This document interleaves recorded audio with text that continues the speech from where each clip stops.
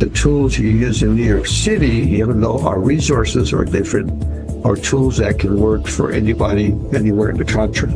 You're a human. Accept the fact that you're going to be stressed to the max, particularly if you don't have a lot of experience as an incident commander. I feel the job as it exists now is a far more dangerous job than the one I entered in 1981. I remember walking down the stairs of the firehouse going to my car where my aide was going to drive me to the fire. And I was just the calmest person on the planet, and I don't know why. I think it was almost a sense of relief. I'm finally facing the big one. So welcome to Respond to Resilience, along with my co-host, Bonnie Rumley, LCSW EMT. I'm David Dashinger. In this episode, we're speaking with Deputy Chief Thomas Dunne of the New York City Fire Department, and we'll be talking about keeping cool on the Fireground. We invite you to like and subscribe YouTube, Respond to Resilience, Facebook, Responder Wellness Inc., and Responder TV. We're on LinkedIn, Apple Podcasts, Spotify, and you can go to our website, respondertv.com, for past episodes and guest information. We'll be right back to speak with Chief Dunne after this. In this family, more of us die by our own hands than by the hazards of the job. In this family, up to a quarter of 911 telecommunicators have symptoms of post-traumatic stress. In this family, our mental health and wellness are in crisis, while responders are quietly suffering. In this family, many struggle with job-related stress, burnout, trauma, sleep disruptions, substance abuse, and relationship problems. In this family, we can help the helpers. with vital information and resources, resilient strategies, and success stories of overcoming the obstacles. In this family, no one is alone. Welcome to Respond to Resilience with co-hosts retired Lieutenant David Dashinger, Dr. Stacy Raymond, and Bonnie Rumley, LCSW EMTB.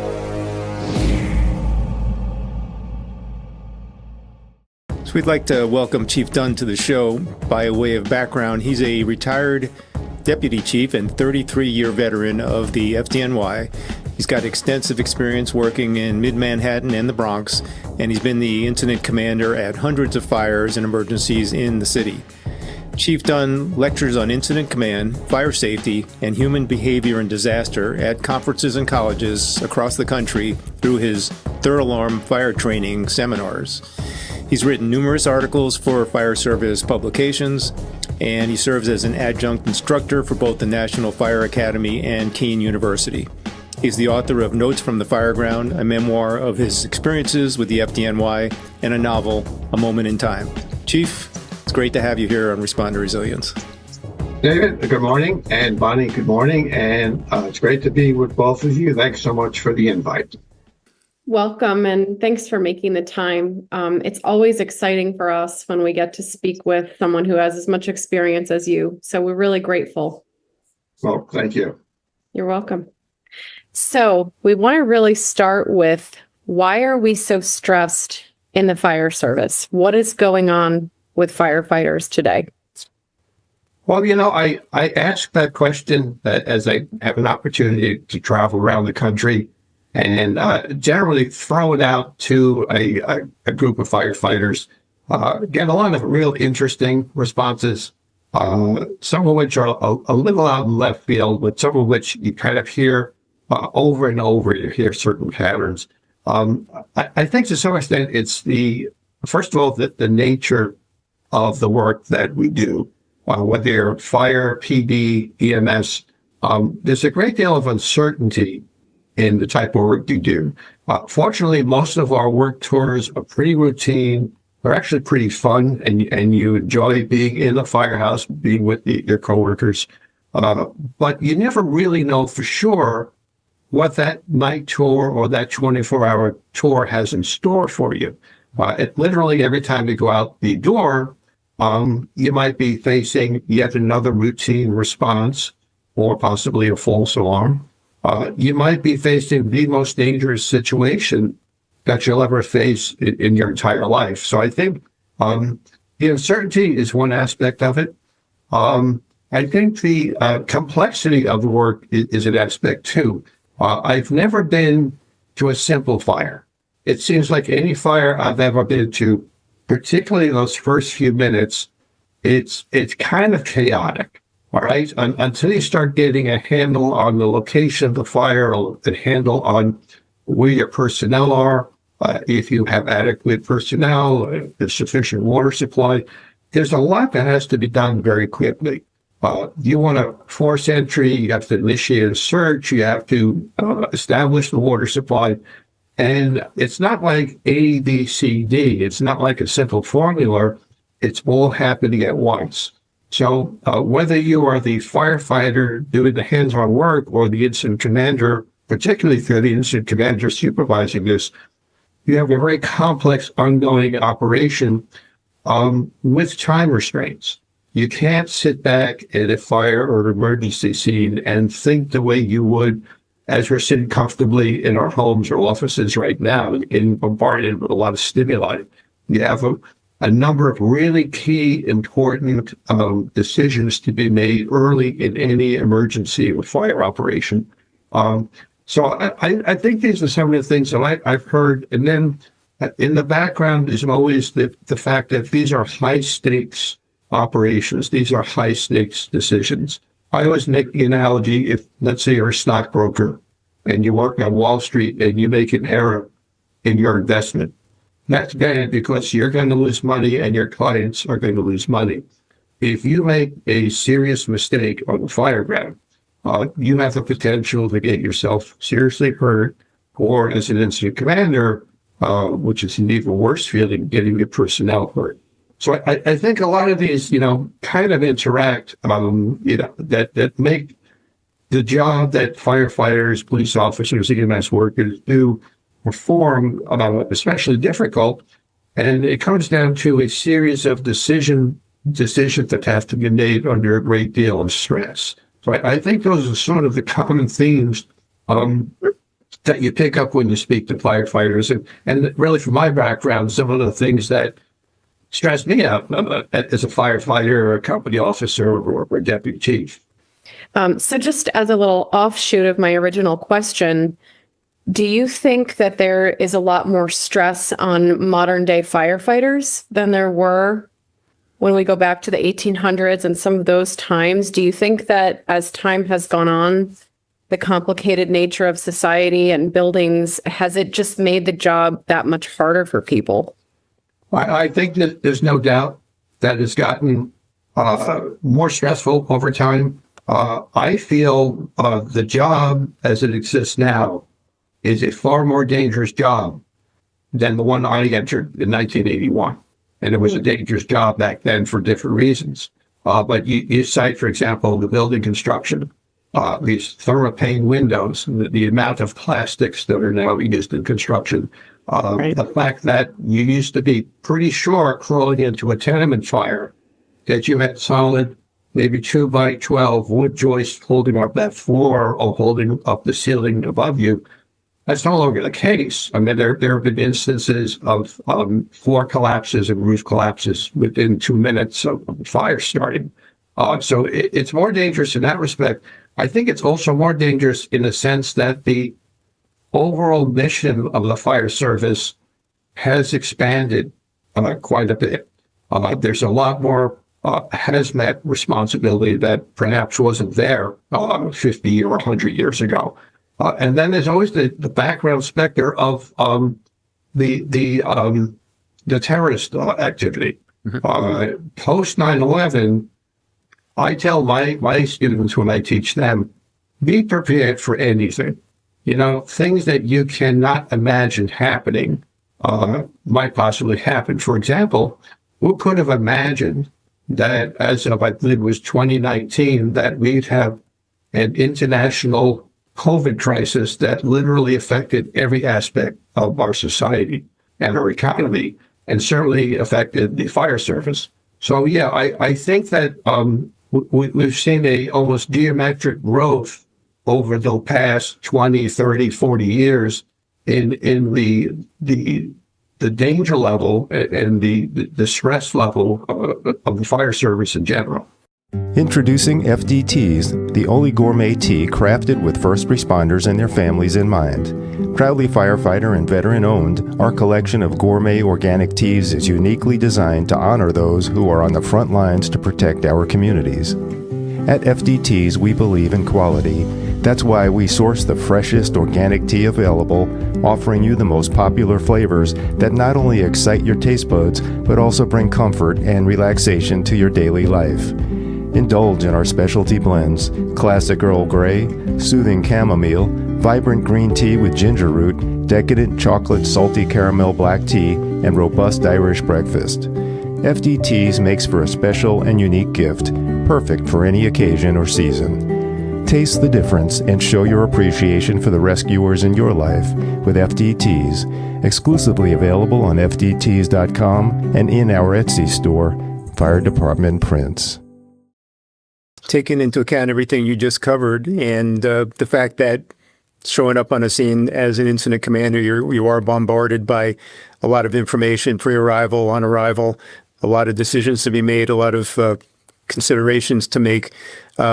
What are some takeaways you could share with us from your experience on how to handle that intense stress and pressure on arrival, trying to sort out the scene and get everything, operations in order, and keep everyone safe, and at the same time keep the public safe, keep the structure as intact and safe as possible? What are your thoughts on that?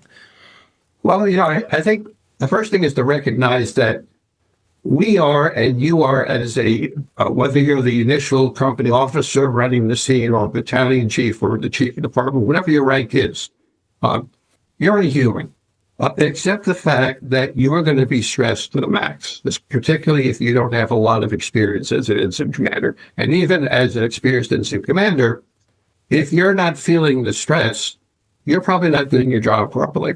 You should be stressed out as someone who's in charge of a large operation or even a small fire operation. You should feel a level of stress that's only natural. All right, so don't beat yourself up and don't down yourself because you're feeling stressed, whether you are a brand new, relatively new incident commander or a very experienced chief.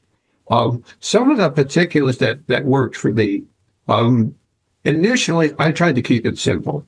And just to clarify that, I know there are a number of acronyms that some people use because it works for them, where they have a system whereby they can approach the 13, 14, 15 elements of SISO. And if that works for you, if you're a checklist type of person, that's fine. It did nothing for me other than to slow me down and confuse me. I felt that the more intense, the more in-depth you got in your initial SISO at any fire or emergency incident, the less you were able to tune into those intuitive responses and that intuitive knowledge that makes up 80 or 85% of our decision-making process in the Fireground. So rather than looking at a 13 to 17-point SISO list, mentally, I always tried to address what I call the 3 W's initially. Who have you got? Where are they? And have you got water? If you can use the 3 W's as at least the starting point for any fire, it will calm you down. It will give you a point to initiate your thought process in setting up your strategy and tactics. If you found yourself really blown out of the water, this fire is doing so badly and there's so much going on and most of it is bad. If you find yourself just getting in beyond your depth, there's an expression I like called rebooting your brain. And all that means is you're stepping back mentally for 1 second and you're not worrying about the 4 or 5 or 6 problems that you're dealing with. You're going to attack one specific thing. Maybe it's one specific tactic. Maybe you want to step back and say, all right, if we're in a high-rise building, what is the most appropriate attack stairway to use to stretch my hose line? Or if we have a water issue, what units on scene can I use to set up a reliable water supply? So I think sometimes rebooting your brain, getting away from the strategic fears you're dealing with and concentrating more on, for just a minute or so, one specific tactic can kind of calm you down and use that as a stepping stone. So that's some of the things that worked for me. The whole concept of a command bubble that's been described in lectures and literature, I liked to immerse myself as much as possible in a command bubble, which is kind of like a sense of, I'm here, I'm functioning, I am receptive to all that's going on around me, but I'm going to kind of stay in my own bubble for a while, try to divorce myself from all the hysteria and chaos that's going on out there. But those are some of the things that worked for me. And the final thing, and I this sounds kind of strange, but I really believe in this. You have to be a good actor, all right? You have to be able, particularly if you're trying to run a complex operation, you have to come across as competent and stable. Even if you are totally, not feeling that, you have to be able to take a deep breath, pause for a moment before you communicate, and try to come across with that command presence. And it's okay if you don't feel that. It's okay if you act that. That was one of the things I take pride I was particularly good in my role as an incident commander. And to this day, I have guys come up to me that I worked with, who worked for me, and they say things like, you were the calmest guy in any fire. And I'm honest with them. I tell them it was nonsense. It was all an act. If you could put a blood pressure device on my arm, you would put me in the hospital. But I realized I had to act like I was confident, act like I was calm. And the funny thing about that, when you started acting like that, it somehow affected your thought process, and it did calm you down. So those are some of the tidbits. Everyone has their own things that work for them, but so those are some of the personal things that I was able to use pretty effectively. I'm fascinated particularly with you talking about trusting your gut, because to me, that's something that's gotten lost in all of the soup in first responder world, whether it's police, fire, EMS, dispatch. And I think we've gotten away from trusting our gut, right? And we rely on technology. We rely on these external factors. And like you said, there are tons of acronyms and checklists, and there's no possible way for a human being to remember every single one of those things. Yeah. So could you talk a little bit more about how someone in your position, say, could dance that line of trusting their gut, but also relying on all of the resources and tools they've been trained to use? But how can someone in today's world going to a fire tap into their gut a little bit more? Well, I would say, first of all, know your limits, okay? I went to a lot of fires in New York City. I was exposed to various types of fires, tenement work, high-rise work, commercial work. New York City doesn't have forests. All right. I don't know a heck of a lot about hazmat. What I know about hazmat, you could put on the point of this pencil I'm holding. All right. So I had to realize if I ran into a good high-rise fire, a tenement or commercial fire, I had these mental slides somewhere in my head of previous experiences. Perhaps it was a fire I had last week. In some cases, it might be a fire I had a year or two or further back. And in my mind, I remember, without even thinking about it, how it went, what we did, what it looked like, and whether my initial strategy worked or not. All right. And that is just there because that's my background. On the other hand, you put me in a serious hazmat situation, and I don't know a heck of a lot about that. That's where I have to realize those so-called mental slides of hazmat operations are there in a different respect. They are more like I had a hazmat unit or I had a hazmat expert to heavily rely on to guide me through that process. So again, it boils down to know your limitations. If you are a relatively new firefighter, a lot of those slides, there's not a lot of them to begin with. A lot of them are blank. As you start to develop your experience over the course of a 5 or 10 or 20 or 30 year career in the fire service, you will start to develop all of these intuitive responses without thinking about them. And again, if you read the literature, it seems like 85% of our actual on-scene fireground decisions are the intuitive ones. So I would say if you feel strongly about, if your intuition is telling you something positively or negatively, it's not necessarily a positive thing. If you're standing in front of a framed building and you're supervising with fire, and that inner ticking clock is starting to tick, and you're looking from the street and seeing a fair amount of fire after they've told you we're knocking down fire on the inside, well, your intuition is starting to scream, it's taking too long. It might be time to consider an alternative strategy. So I say trust your intuition. Give the strategy that stems from your intuition some time to work, but keep yourself on the clock.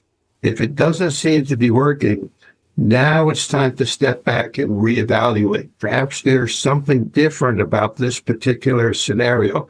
Maybe it's the nature of the construction or the contents, or something is different about this building that indicates that your intuitive response is not working this time. It's not appropriate for this particular scenario.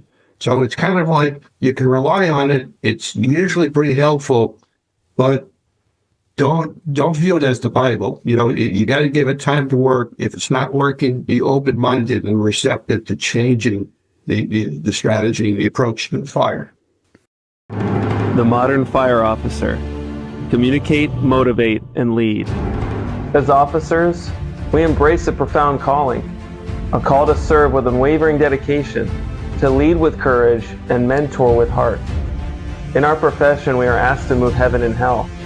We need charismatic leaders with the emotional IQ to motivate their people to execute their training at the highest levels. Consider your crew family. Serve your family with dedication and lead by example to inspire them to support each other and achieve greatness together. The foundation of leadership rests on service, sacrifice, self-control, and humility. Never stop learning. From day one, every experience is a continuous journey. Celebrate this extraordinary journey with a commitment to your craft and the deep care you invest in your team. The station officer is where the rubber hits the road. You decide the level of service given. What kind of mark will you leave? The Modern Fire Officer. Communicate, motivate, and lead. Available on Amazon, Barnes & Noble, and wherever books are sold. Digital, print, and audio format.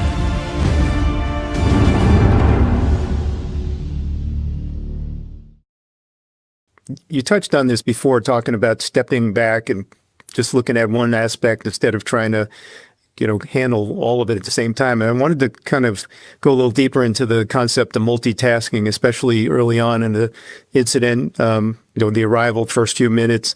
Is multitasking even possible? Or if not, what's the best way to stay clear and keep making good decisions while you're receiving that incredible amount of information? And is there a kind of a tip or a tool you have that helps to kind of, keep your focus on one digestible chunk at a time?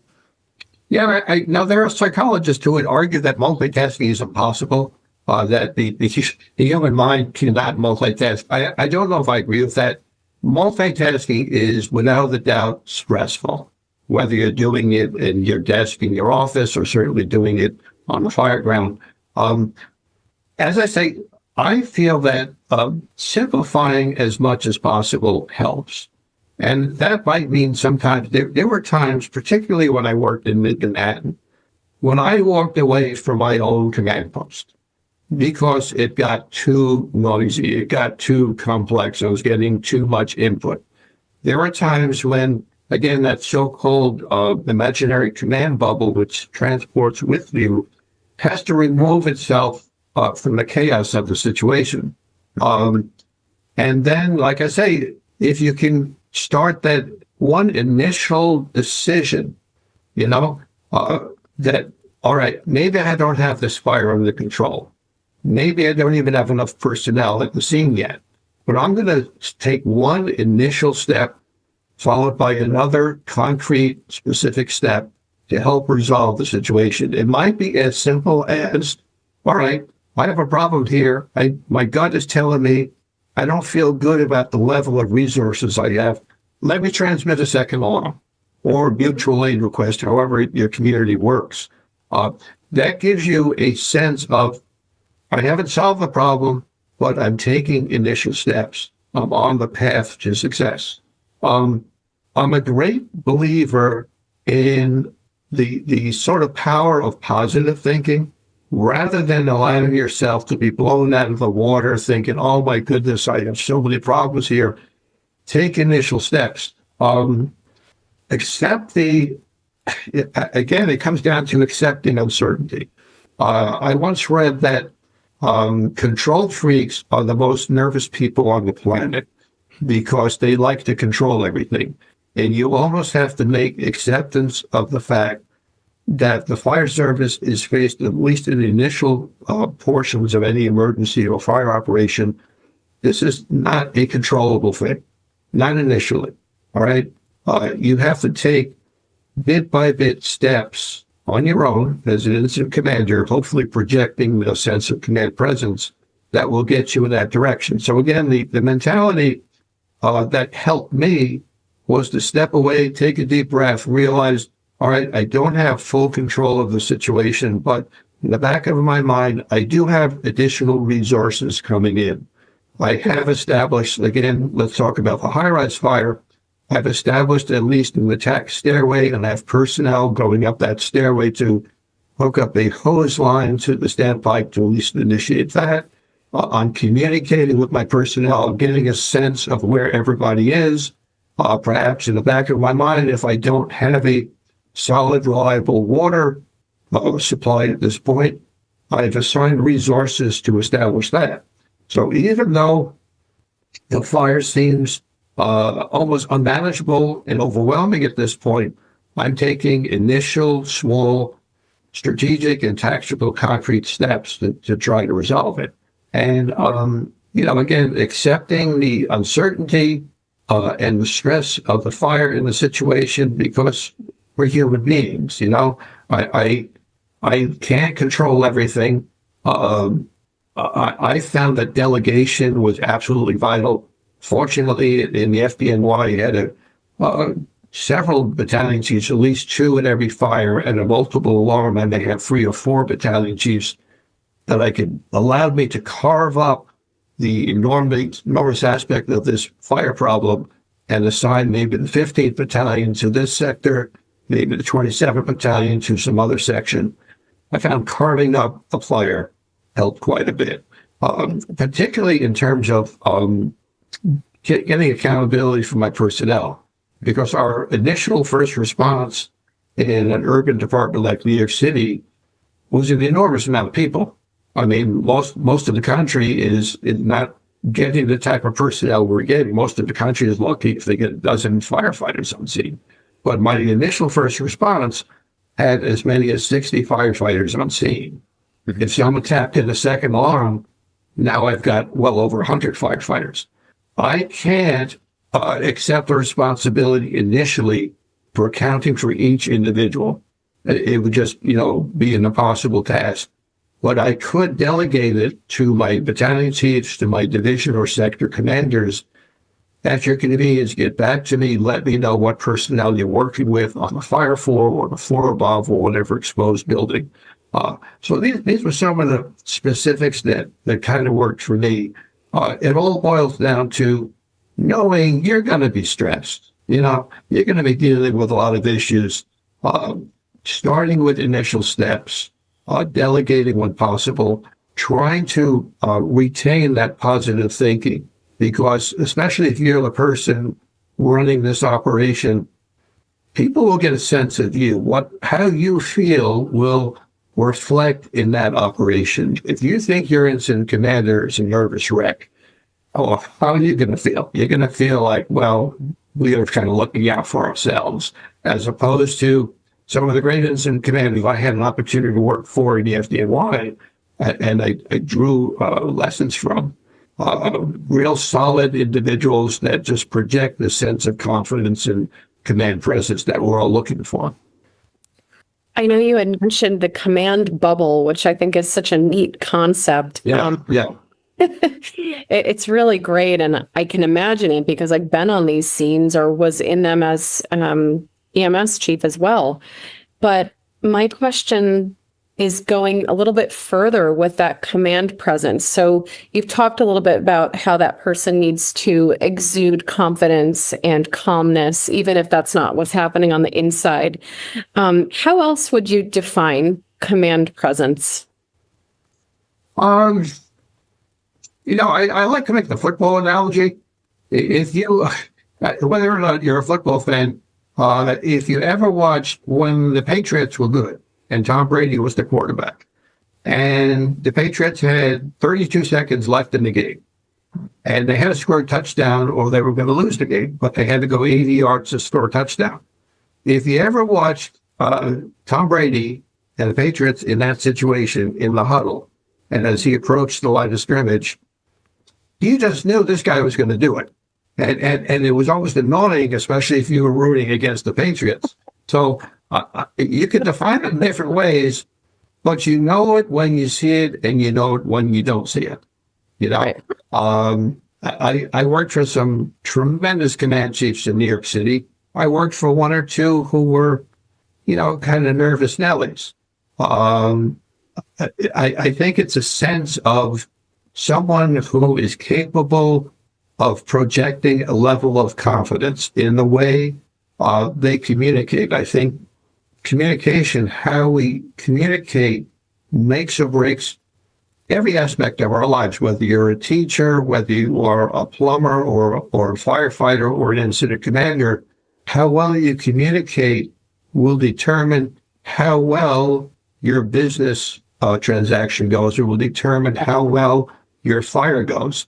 And again, just to emphasize, it's okay to fake it.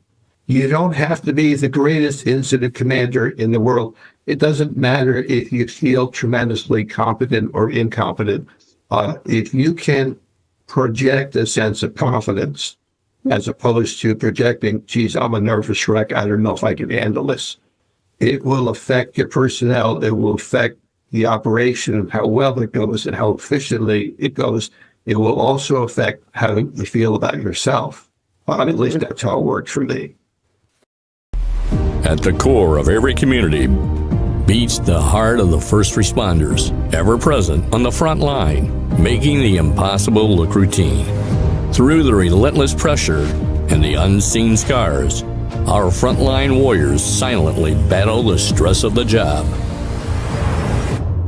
It's crucial they armor up mentally and emotionally, not just for the community they safeguard, but for the families they return to.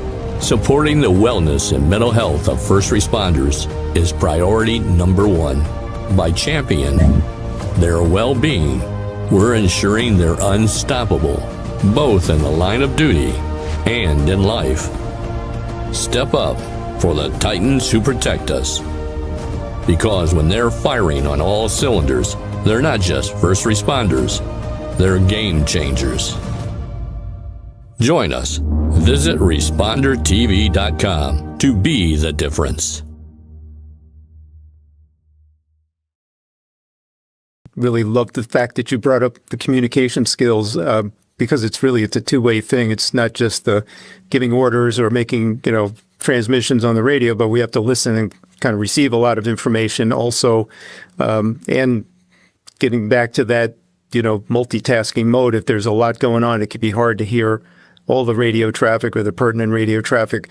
What are your thoughts or tips on kind of keeping your communication skills sharp in those stressful moments? Is there ways that we can improve on that?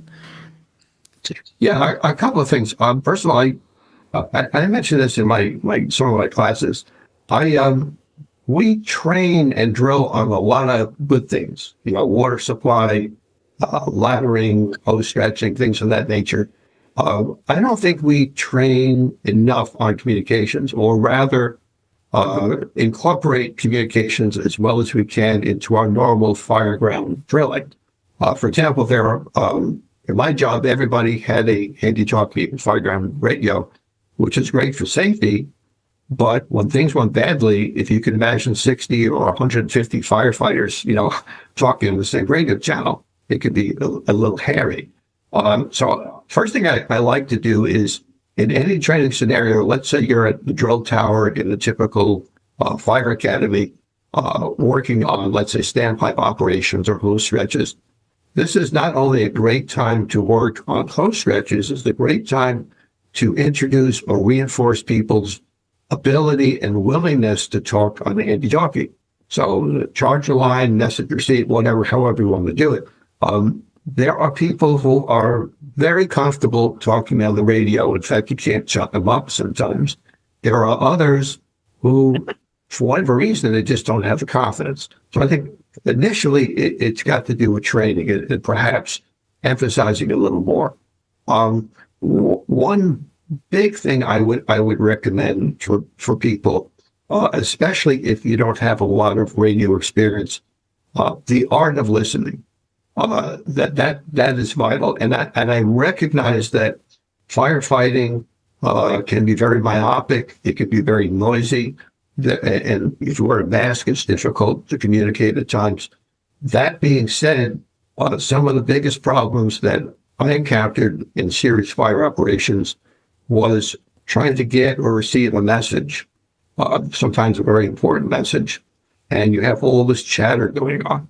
One of the classes I actually take segments of a Mayday situation I had in the Bronx a number of years ago. And a person gives a Mayday, and almost nobody on the fireground hears it.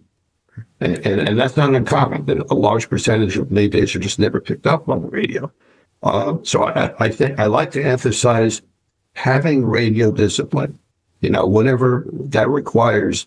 Being the ability, despite all the distractions, to listen to what's going on. I tell people there's three aspects. You got to get the message. It's got to be simple and clear.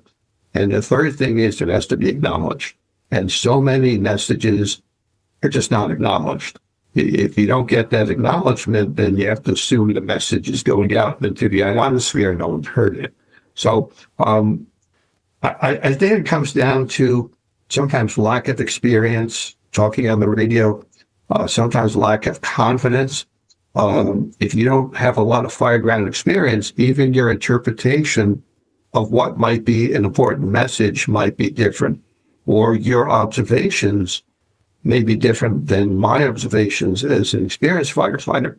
For example, if I send you to the top floor, and I ask you on the radio, what are the smoke conditions like up there? Well, if that's a brand new firefighter, his concept of a heavy smoke condition or a medium smoke condition might be radically different from mine. So even the experience level can reflect that.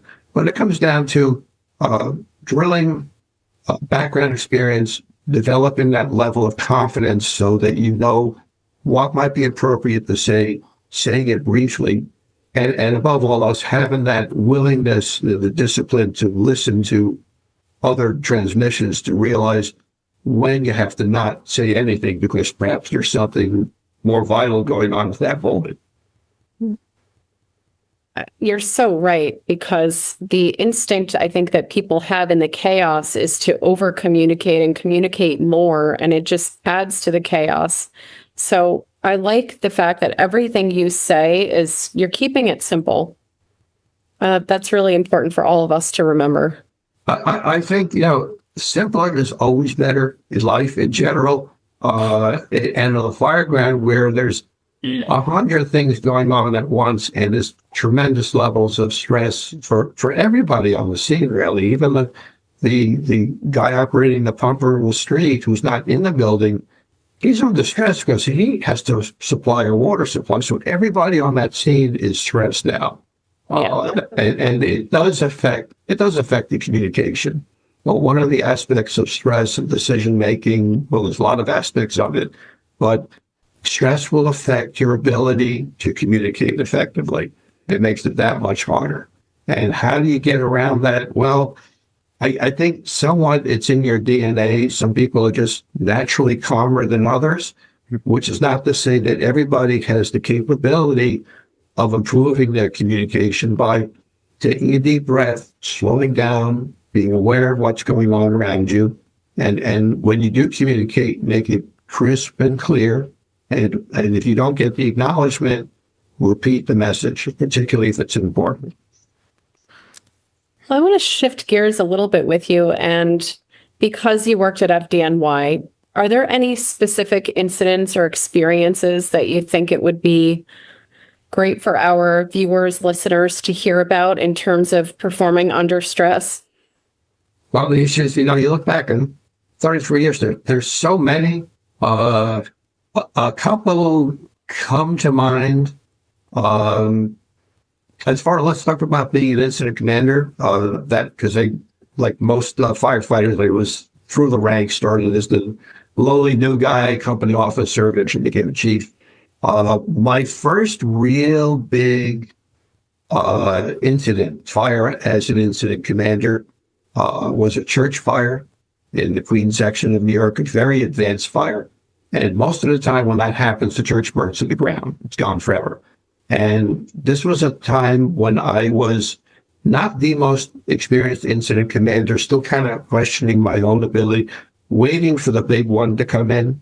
I'd been promoted to deputy chief for, I don't know, maybe a month, and a bunch of couple small fires. But I kept wondering, as a deputy chief, now I truly am the guy in charge, and kind of wondering, what's it going to be like? How capable will I be? And this church fire came in, went remarkably well. And the funny thing is, I was somewhat of a nervous wreck while I was waiting for the big one to come in. I remember when the dispatcher called me and said, "You got a good job going." First of all, the dispatcher never says that. He says, "You're going to this location with these resources." So here's the dispatcher, who's kind of a, professional, sort of a removed type of person, saying, "Chief, you got a good job going." So right away, I knew this was going to be pretty significant. And the funny thing is, to this day, I remember walking down the stairs of the firehouse, going to my car where my aide was going to drive me to the fire.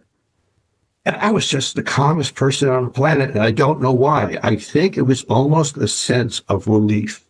I'm finally facing the big one.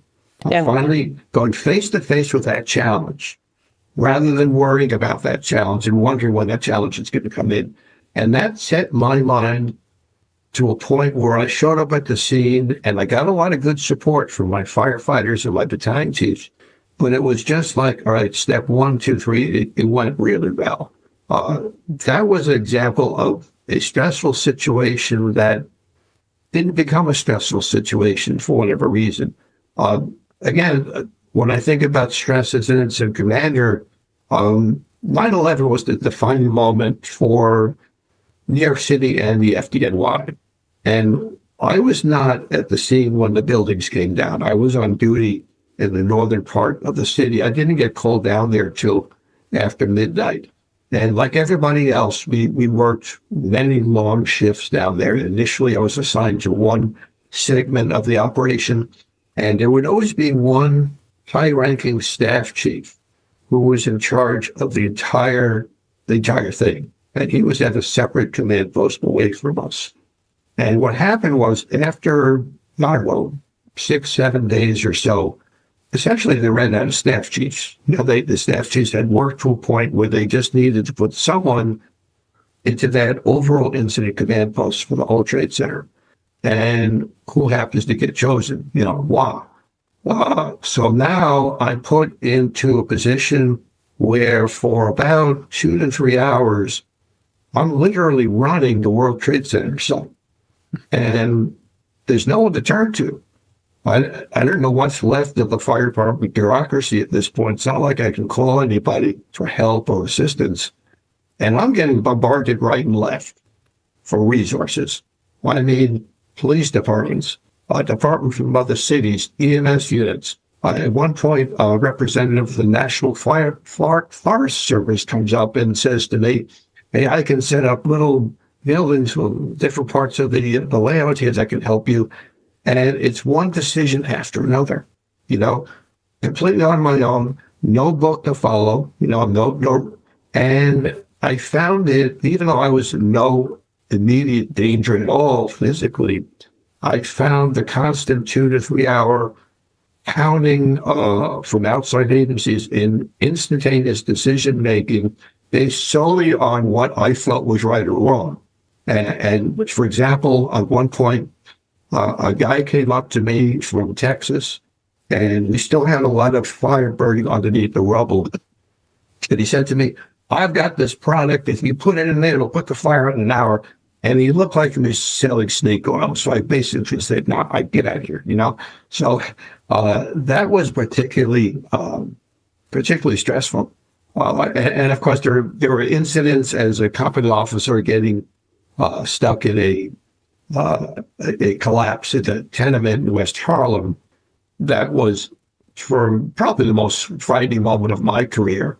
There was things like that. But again, all of these things boiled down to being aware, situationally aware of what was going on. And whether it was a tenement collapse, whether it was the Trade Center, or running an enormous church fire, you like that command bubble concept? I do too. Realizing that I've got an issue here. I'm scared or nervous or whatever I'm feeling, but I'm not going to back off. I'm going to approach it step by step. I'm going to say no to the guy from Texas. I'm going to say yes to the U.S. Forest Service. As this tenement is collapsing around my men, we're going to realize that we're going to grab each other, and we realize the back exit's the quickest way out of this building, so we can get outside. We're going to count for everybody. Those were some of the things that I experienced that were highly stressful, but really anybody who does this line of work, and if you're a volunteer firefighter in the smallest town in America, you no doubt have or will run into a very frightening, stressful situation. That's like we started off by saying the uncertainty of this work is inherently going to make you nervous. And my hat is off to anybody who does this line of work, whether you're paid or volunteer, doesn't matter. You know, we all are doing the same things. We're all facing the same issues.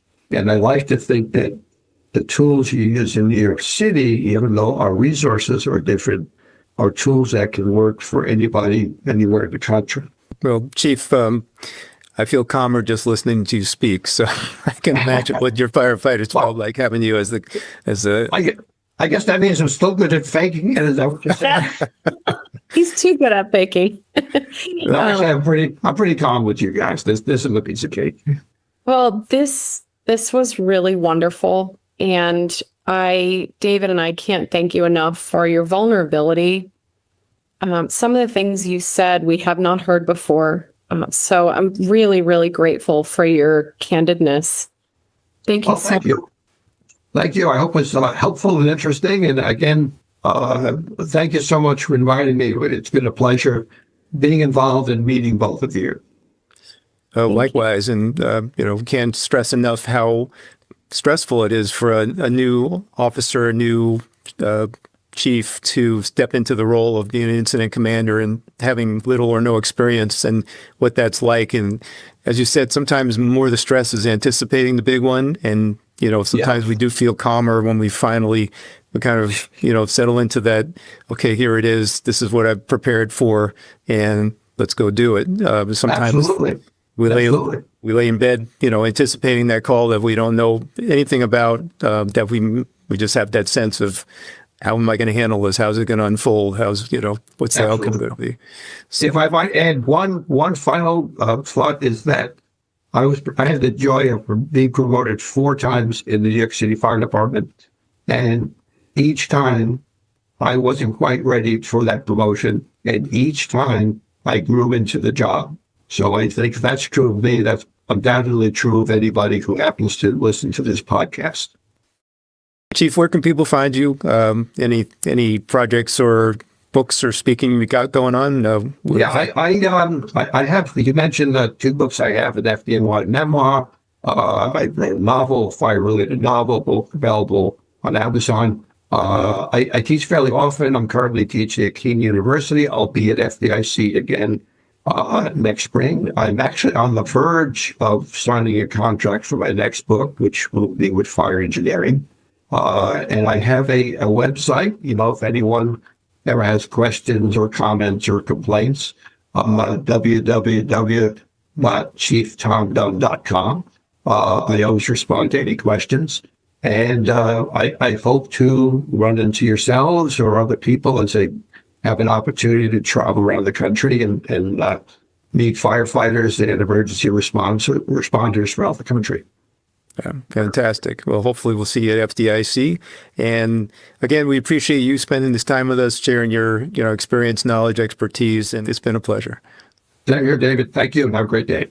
Remember, like and subscribe, YouTube, Responder Resilience, Facebook, Responder Wellness Inc., and Responder TV, Apple Podcasts, Spotify, LinkedIn, and go to our website, respondertv.com for past episodes and guest information.